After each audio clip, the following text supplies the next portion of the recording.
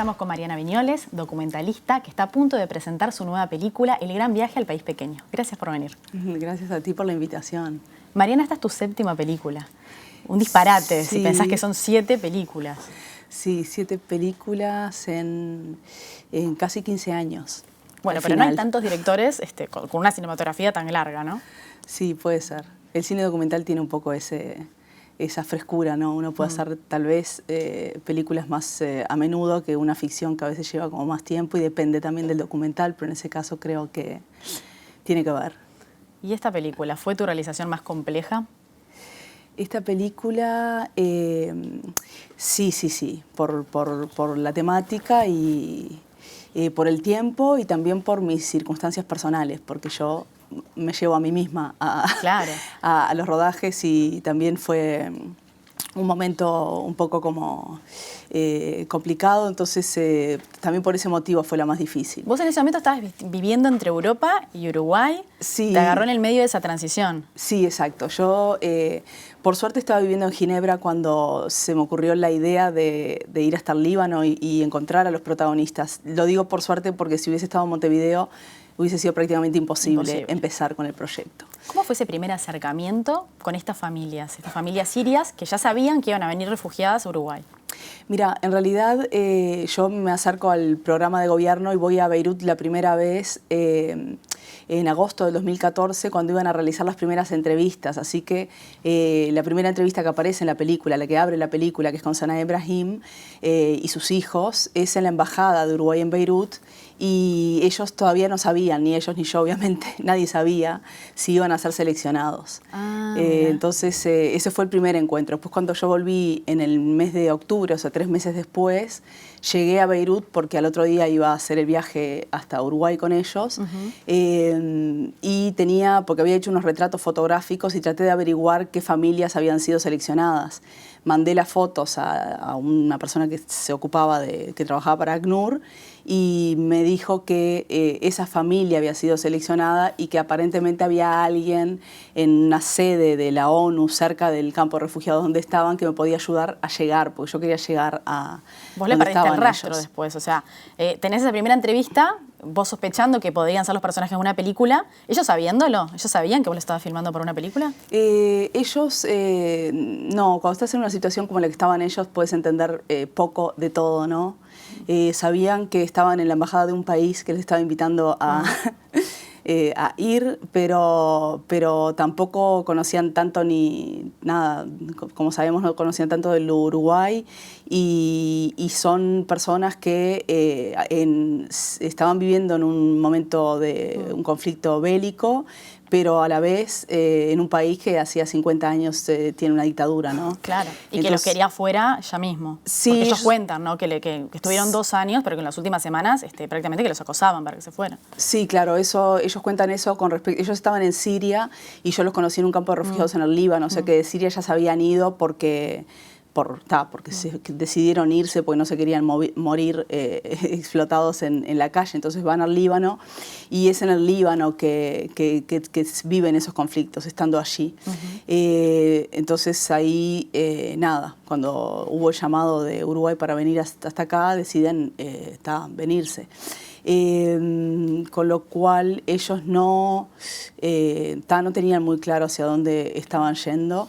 Y tampoco, no, mucho menos qué podía estar haciendo yo. No podían entender que yo no estuviera vinculada con el gobierno. Claro. Para ellos la libertad, están empezando a comprender lo que es la libertad ahora, después de 5 años en Uruguay. Claro. Pero no, como que no entraba en la cabeza de ellos que yo estuviese en la Embajada de Uruguay, formando parte, no directamente, pero estaba con el grupo de diplomático que estaba a cargo de la misión.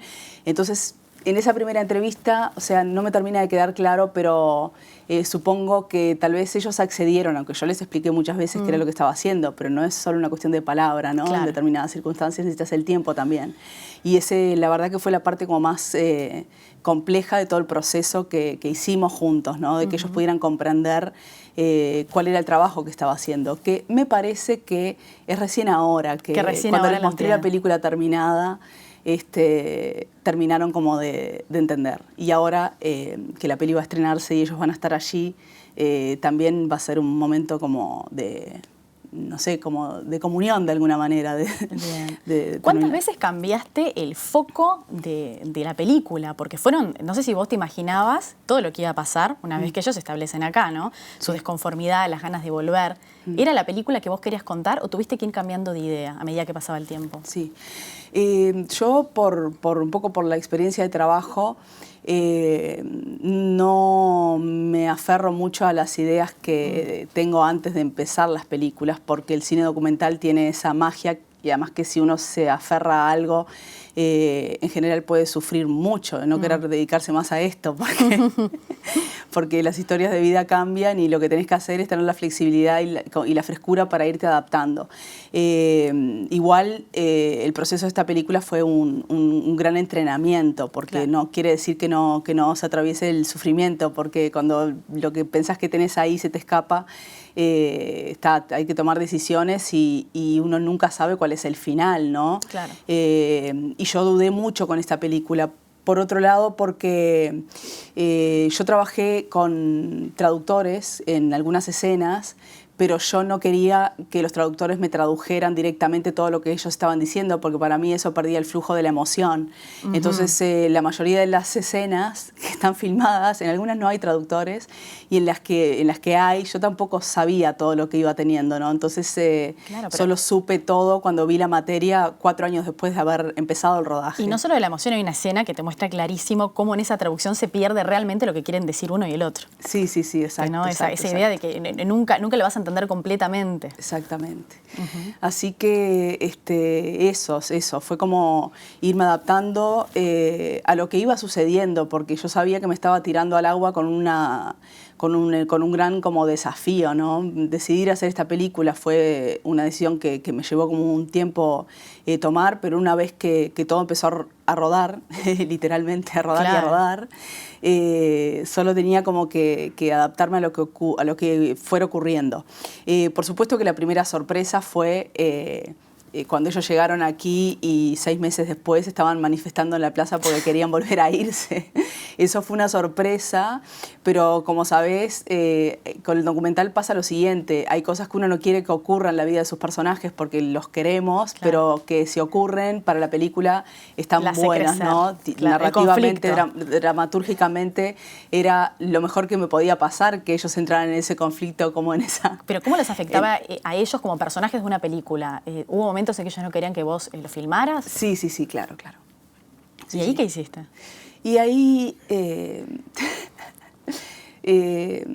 sufrí, esperé y traté de tomar decisiones. Viste que hay un momento de la película que yo justamente lo narro y cuento que ellos están como muy afectados porque no están contentos con lo que encontraron aquí. Y no quieren y no querían que había estado con ellos, pero no habían querido ser filmados. Y eso sí ocurrió, lo que, la espera, básicamente la espera.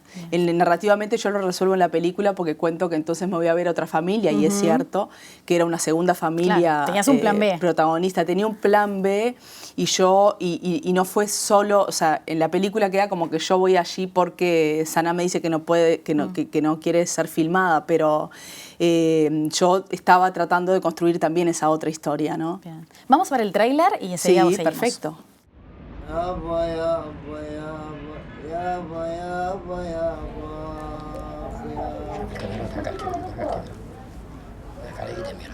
يابا يرقواي ما تنسكن يا يابا يا يابا جميل Uruguay. Jamil, de nuestro corazón le queremos agradecer. No se pongan a vivir como quien está en el lobby del aeropuerto para irse. Tienen que integrarse.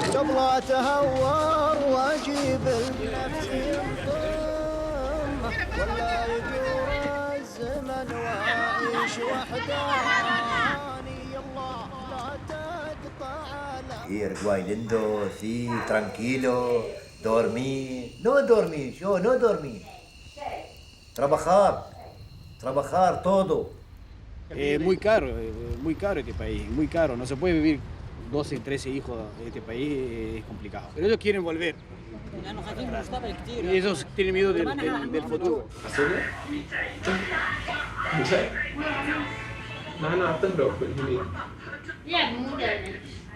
اعملوا شيء ابوس ايديكم اعملوا شيء شوف الناس بالشوارع بحروا القلب ابوس ايديكم اعملوا شيء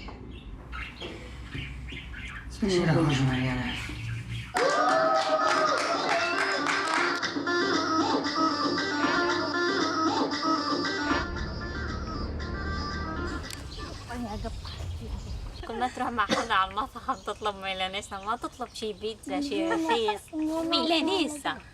Eso fue para mí muy lindo. Sí, difícil. Mi país está en guerra. Mi familia también allá en guerra. Pero la vida va adelante. No va a esperar.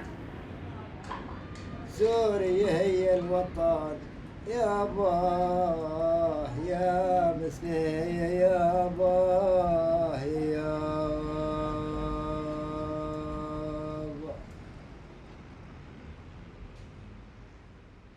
Mariana, hay dos temáticas que atraviesan tu cinematografía, que es filmar gente que pasó una etapa en el exilio y al mismo tiempo la familia siempre se termina convirtiendo, el núcleo familiar, en protagonista de las películas. Es verdad. En este caso, ¿te la veías venir o te encontrás con que caes en una repetición de temas en ese sentido? Sí, sí. Sí, yo creo que la temática de la migración y esa cosa de la ruptura, ¿no? De qué pasa cuando tenemos que dejar nuestra tierra por necesidad y no por deseo. Sí, debe atravesar como todo mi trabajo, ¿no? Empezando por Crónica de un sueño, que es una película que trata una temática que es otra, pero empieza, la primera escena es con una persona que se había tenido que ir en la última crisis de Uruguay, que es un médico que yo conocí en Bruselas y que yo lo filmo aquí en Montevideo cuando entró de nuevo a su casa y encuentra las cosas que había dejado. Y ya desde esa película yo estoy un poco, yo también narro Crónica de un sueño en primera persona y estoy volviendo al Uruguay después de unos años de estar fuera. Y después sí, poco a poco, cada vez en los uruguayos hay dos personajes, uno que se está yendo, que yo lo filmo en el aeropuerto despidiéndose de su familia, Fernando, y después filmo a un italiano que está en Uruguay. Siempre un poco, sí, creo que la temática de la nostalgia atraviesa un poco. Después me centro concretamente en eso, en Exiliados, que es una película que narra cómo se desarma mi familia como consecuencia de la última crisis económica que vivió el Uruguay. Y puedo seguir después de Exiliar el mundo de Carolina, no, pero yo estaba viviendo en Ginebra, entonces claro, con Caro también habían esas idas y vueltas, habían las elipsis temporales que estaban marcadas por, para decir de alguna manera, ¿no? Y al final de la película ella me dice que está triste porque y ella quería viajar también aparte, ¿no? Se hablaba un poco de viajar con el tango. Sí, ella había viajado, sí. Bueno, y otro rasgo que es tu participación. Vos sos un personaje activo, o sea, incluso jugás mucho con si se te ve o no se te ve. Sí. ¿Cómo decidís vos qué lugar vas a tener en la película? Sí. En el caso de esas obras que son como más personales, creo que son esas películas donde yo decido hacer también un trabajo que de alguna manera es terapéutico y que necesito como abrirme, ¿no? Que hago abrirse a aquel que está delante, pero yo también entrego, ¿no? Hay como un equilibrio dado. Después depende de la temática. En el caso de esta película, yo la narro en primera persona y estoy allí porque también por mi modo de filmar yo, desde Exiliados, trabajo sola. Sí. Entonces, completamente. Era lo siguiente que te iba a preguntar. Entonces, vos haces el sonido, haces la fotografía. Sí. Todo vos. Sí. ¿Por qué? Es más fácil para generar una intimidad, es más barato, es tu estilo. Sí, al inicio trabajaba con un sonidista, que también era el productor, Estefano, y las primeras películas se hicieron así, o sea que siempre fue en ese formato como de equipo reducido, hasta que yo decidí en Exiliados, porque iba a entrevistar a mis seres más próximos, que eran mis hermanos y mi padre, que quería probar qué pasaba estando sola, porque quería como lograr algo que sentía que, aunque esa persona fuese una persona cercana, el sonidista, iba a pasar algo más, y a partir de ahí decidí empezar a filmar sola por eso. En el mundo de Carolina yo creo que no hubiese logrado lo que logro en esa película si hubiésemos tenido un equipo de rodaje detrás, ¿no? Entonces como priorizo eso para mi trabajo personal, y también me da, es un ejercicio que hago, no es tan fácil, pero a mí me gusta estar en ese lugar que se genera como una tensión, y hay eso que podemos llamar como los errores, que esté también marcado. Que vos lo dejás, eso forma parte de lo que vos mostrás. Por ejemplo, la primera escena está esa búsqueda, ¿no? En esta película de qué plano vas a hacer. Sí, una amiga mía muy querida, que es Mariana Mieva, cuando vio el primer corte de la película como que se rió, porque dice como que es casi una burla, es como decir que esa película, que ya desde esa primera escena puedes comprender que es una película mía, por lo menos estás en Uruguay, ¿no? Eso de dejar el zoom, no sé, no es una cosa que venga desde que venga de la pretensión en absoluto, pero es como dejar marcado que lo que uno vea como espectador no sea solo lo que está dentro del cuadro, y que pueda comprender cuál es la distancia que hay entre la persona que está filmando y quien es filmado, y que todo eso quede como un fuera de cuadro que te da una información que creo que es está algo bueno ético también, ¿no? Porque quiero que vos dejás bien claro cuál es tu lugar ahí. Sí. ¿Cuál es mi lugar? Y aunque las películas están narradas de un modo que uno sienta, ¿no? Está el tema de la narrativa adentro, y hay una coherencia, hay un lenguaje, acordarnos de vez en cuando que todo eso está siendo hecho, y que nada, no sé. Es interesante porque vos tenés formación de fotógrafa, ¿no? Sí. Y cuando uno ve tus películas es pura acción, o sea, es como si no priorizaras que la composición o el encuadre sean bellos. Sí. O sea, es otra cosa. Parece un poco, no sé, extraño, porque me imagino que vos empezaste justamente buscando lo contrario, ¿no? Sí, puede ser, pero sí, capaz que hay algo de la belleza que viene de otro lado, porque yo igual estoy allí tratando de componer los cuadros y todo. Simplemente creo que sí, que es una búsqueda de la belleza que es otra, y que esa cosa como más que me gusta dejar en las películas, algo que en general no queda, porque puede ser como del bruto. Entonces, no limpiar todo para tener esa belleza de una estética que es una que conocemos, y que es de todo lo limpio, por decirlo de un modo, y dejar romper un poco, ir un poco más lejos, romper esos márgenes. Pero es curioso, porque es como si vos quisieras después recordar cómo fue hacer esa película. Es un poco como hablarte a vos, dejar eso, ¿no? Sí, puede ser, sí, es como dejar una marca, sí. ¿Y con el montaje cómo sos? Porque si sos tan apegada a toda la funcionalidad, ¿qué haces después a la hora de montar? Acabas de terminar hace una semana de montar esta película, y porque tenés ahora la semana del documental que se te viene. Sí. Mira, el montaje, yo siempre trabajo, por eso digo, trabajo sola, no, yo filmo sola. Pero después esa materia no edito sola, porque no puedo, necesito la distancia, necesito una persona que venga con una mirada fresca y que me ayude ahí a encontrar el camino. En este caso yo trabajé con una montajista que es Manuela Cichati, que es una amiga brasileña.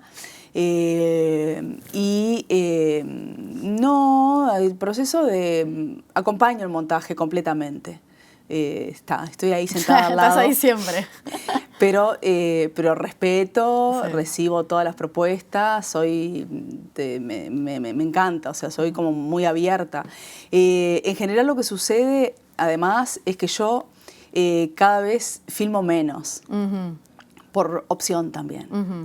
Y en esta película, por necesidad. Claro. Yo entré también en un conflicto durante el rodaje. Todo lo que estaba ocurriendo delante mío era demasiado potente como para yo tener la cámara todo el tiempo prendida por la necesidad de hacer la película. Entonces estuvo más tiempo apagada que prendida la cámara mientras yo estuve allí. Y eso me generó, sí, una cuestión. Te estoy hablando de otra cosa, pero digo porque yo tenía la necesidad de tener la materia suficiente para hacer la película, pero me costó mucho filmar. Claro. Claro. Entonces eso también me daba como mucha inseguridad. Entonces al final lo que ocurre es que cuando llego al montaje, o sea, hay algunas opciones porque no es que toda la materia esté allí, hay muchas escenas que no están, pero es como que va decantando, ¿viste? Ponemos todo en la timeline y de a poco es como que lo que tiene que quedar en función de cuál es la temática principal, cuáles son las escenas que son esenciales para contar lo que queremos contar, va como decantando y nada, y lo que ocurrió un poco fue eso. Se presenta el 7 de agosto en la Semana del Documental y después vas a estrenar en salas, ¿estás buscando dónde estrenar? Sí, ¿Cómo viene esa parte? Eso todavía no está definido, pero creo casi con certeza de que vamos a esperar al año que viene. Así que esta es una proyección especial que va a ser en el marco del Doc Montevideo. Y tal vez hagamos como el primer estreno, trataremos de hacer el primer estreno del año que viene, ¿viste? Marzo, abril, para arrancar ahí con fuerza. Bien. Que este año van a haber varios estrenos documentales y hacernos como un lugar Mariana, muchísimas especial. gracias por acompañarnos. No, por favor, muchas gracias.